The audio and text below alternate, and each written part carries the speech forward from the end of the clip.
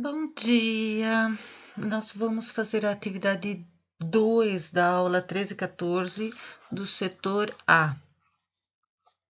Vou ler para vocês. Aristóteles de Estagira, 384 a.C., 322 a.C., é considerado um dos filósofos que mais influenciaram o pensamento ocidental, atuando em várias áreas do conhecimento humano, como lógica, ética, política, teologia, metafísica, poética, retórica, física, psicologia, antropologia e biologia. Em um dos seus trabalhos, denominado Física, Aristóteles afirmou que, sempre que houver a tendência de formação de vácuo, a matéria, gás, líquido ou sólido preencherá essa região, como se tivesse vontade própria. Essa linha de pensamento, sintetizada na célebre frase "A natureza tem horror ao vácuo", durou até o século XVII, quando o físico italiano Evangelista Torricelli, 1608-1647, discípulo de Galileu Galilei, revolucionou a história da hidrostática. No entanto, seus jardins se depararam com um antigo e conhecido problema.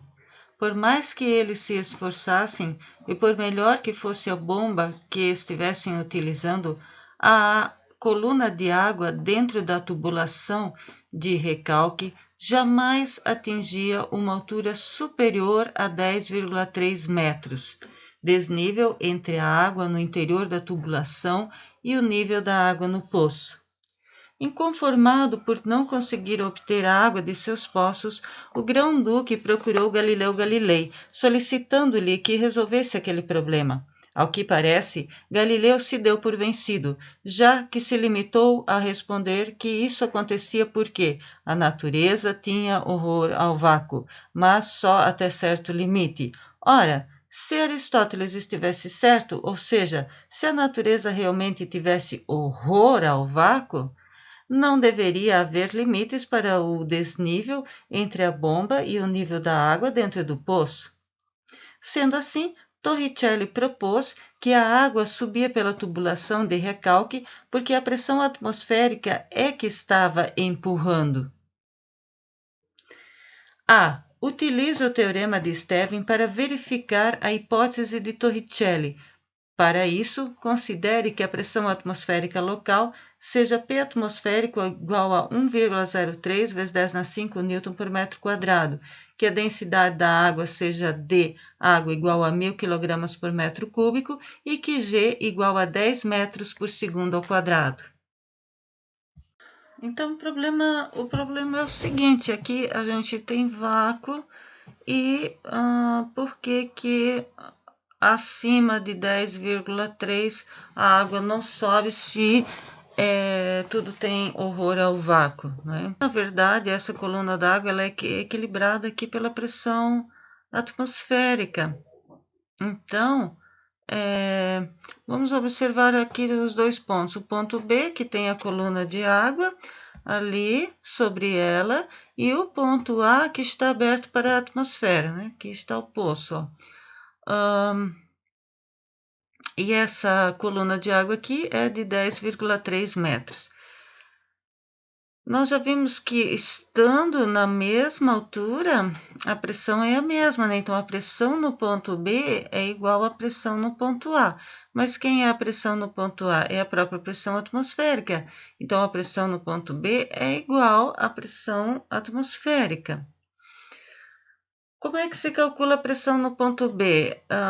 É a pressão hidrostática nesse ponto, né? Então, a pressão hidrostática a gente já viu que é a densidade da água vezes a aceleração da gravidade vezes a altura da água.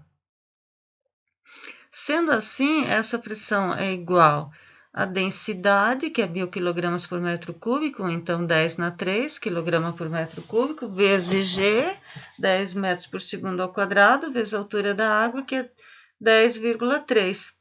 Multiplicando, nós obtemos 1,03 vezes 10 na 5 Newton por metro quadrado, que é Pascal, né? 1,03 vezes 10 na 5 é igual à pressão atmosférica.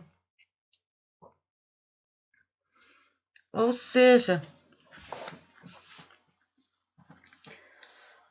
a pressão atmosférica ela equilibra a coluna de 10,3 metros de água.